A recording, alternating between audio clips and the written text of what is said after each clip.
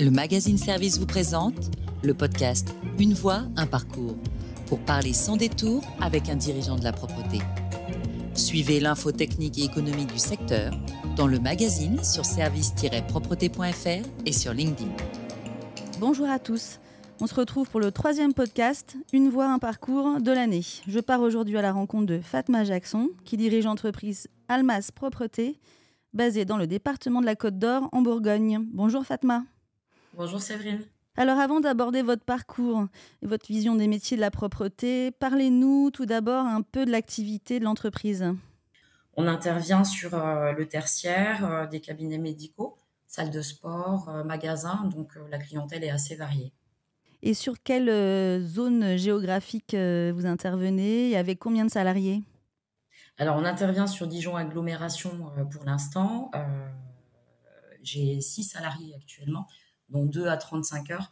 Et les autres suivent avec de gros contrats parce que je favorise plutôt des personnes qui ont un contrat suffisant. Alors comment vous avez démarré votre parcours dans ce secteur ? J'ai atterri par hasard dans le secteur de la propreté, c'était en 2006. Donc c'était pour un remplacement d'une personne qui partait en congé maternité et sur un poste à l'époque ça s'appelait contremaître, pour chapeauter une équipe. Donc le nettoyage, j'y connaissais pas grand-chose, à part quelques petites missions que j'avais fait en parallèle de mes études. Et je crois qu'à l'époque, la plus grande frayeur que j'avais, c'était comment manager en fait des personnes qui étaient plus âgées que moi. À l'époque, je devais avoir 28 ans, donc se dire on arrive, on va leur expliquer comment procéder alors qu'on ne maîtrise pas forcément. Et j'ai découvert donc ce secteur avec des intervenants extraordinaires. Et qu'est-ce qui vous a plu particulièrement, justement, dans le secteur, dans les relations que vous avez pu avoir avec ces personnes ? C'est vraiment ce côté humain. Je reviens sur l'accueil, mais c'est vrai que autant j'avais des appréhensions, autant l'accueil en fait de tous ces intervenants a été encore une fois extraordinaire. J'ai appris énormément en fait à leur côté. Et alors vous disiez contremaître, on pourrait dire chef d'équipe, chef de Oui, site ? et inspecteur, oui, responsable de site. J'ai évolué aussi sur différents types de postes et j'ai créé Almas Propreté en octobre 2022. Qu'est-ce qui vous a poussé à vous lancer dans l'aventure de l'entrepreneuriat ? Bonne question. En fait, je pense que j'ai toujours voulu le faire. Après, j'ai peut-être attendu en fait d'avoir suffisamment d'expérience, prendre peut-être un peu plus confiance en moi. Vous vous êtes fait accompagner peut-être ? J'ai suivi tout un tas de formations qui m'ont aidé, on va dire, à prendre de la hauteur. J'ai fait des formations telles que le droit du travail, une formation en ressources humaines. J'ai également suivi le parcours avec HEC, réinventer son entreprise. Et si j'ai créé cette entreprise, c'est parce que j'ai besoin d'avoir une entreprise qui corresponde vraiment à mes principes et mes valeurs. Et quels sont ces principes et ces valeurs, alors, pour vous, qui vous tiennent tant à cœur ?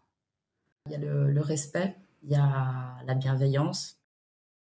C'est quoi le marché que vous avez remporté, dont vous êtes le plus fier ? Alors, je ne parlerai pas de marché parce que je suis encore petite pour parler de marché.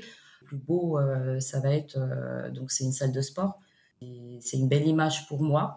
C'est un très beau contrat. Il y a une vraie relation en plus de confiance avec ce client qui existe avec les autres, hein. Mais il y a une vraie proximité. Alors par rapport aux salariés, vous disiez que vous aviez beaucoup de bienveillance. Quelles sont les actions que vous mettez en place justement pour leur apporter les conditions de travail les plus favorables ? Alors on parle souvent tous ces derniers temps en fait du travail en journée, etc. Ça en fait partie. Je sais que aujourd'hui, j'ai pas de clients qui soient réticents à ça. J'en ai un en particulier pour lequel on avait des horaires mais vraiment très très matinaux. J'ai joué le jeu, on a démarré comme ça et puis finalement en décalant légèrement les horaires, écoutez, moi mon salarié il est ravi, il voit les collaborateurs de ce client régulièrement, il est reconnu, donc on vient le saluer, on reconnaît son travail, on respecte aussi son travail. Et tous les clients que j'ai aujourd'hui, ouais, on travaille en journée. Je pense qu'un salarié épanoui et qui est bien assurera forcément de bonnes prestations. Et il y aura cette qualité qu'on retrouvera encore une fois à côté de cette proximité avec le client et cet échange. Pouvoir lui dire aussi facilement quand il y a quelque chose qui ne va pas plutôt que d'attendre. Et alors, du point de vue, on va dire plutôt matériel, technique, produit, est-ce qu'il y a des choses particulières justement que vous avez mis en place ? Au niveau des équipements, du matériel produit, voilà, dès que quelque chose ne va pas, on essaye tout de suite de réfléchir et de trouver une solution pour mieux les équiper, réfléchir à du matériel qui leur faciliterait en fait le travail au quotidien. Selon vous, comment pourrait-on améliorer l'attractivité des métiers de la propreté ? Moi, je trouve que le secteur de la propreté, en fait, c'est un secteur qui est tellement beau, il y a tellement de possibilités. Les gens peuvent facilement, évoluer par le biais de formation. Oui, peut-être communiquer un peu plus sur différents parcours. Oui, de personnes qui ont grandi, qui ont été formées, qui sont peut-être passées d'agents d'entretien à responsables de secteur. Ça m'est arrivé, hein. On est content parce qu'on se dit que c'est la petite contribution. On les a accompagnés et c'est une fierté de les voir ensuite sur différents postes. On parle souvent des jeunes aussi, mais comment attirer les jeunes ? Peut-être aussi pouvoir intégrer des jeunes, un peu plus tôt, même si c'est en parallèle de leurs études, hein. Moi, j'en ai connu des jeunes qui étaient étudiants et qui finalement sont restés des années par la suite avec nous.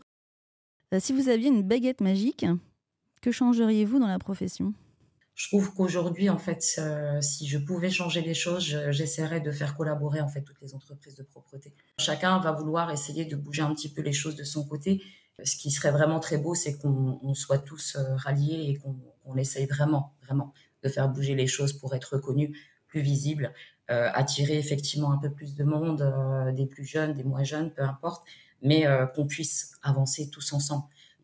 Et ça serait vraiment royal si on était nombreux à avancer ensemble. Est-ce que vous pensez qu'au travers de la Fédération des entreprises de propreté, il y a quelque chose qui se passe quand même là ? Oui, je pense, mais il faudrait vraiment, oui, en parallèle, qu'on avance encore une fois tous ensemble avec la FEP, qui est, je pense que la FEP fait énormément de choses, mais il faut encore progresser. Donnez-moi 3 mots pour définir l'entreprise de propreté idéale. 3 mots, c'est pas assez. Ah, si, c'est le jeu. Hein.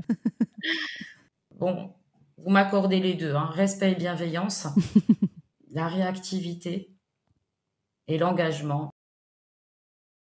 Quelles sont les 2 dates qui ont marqué votre parcours professionnel ? La dernière, c'est la création de Almas, hein. Donc c'est octobre 2022. Et puis,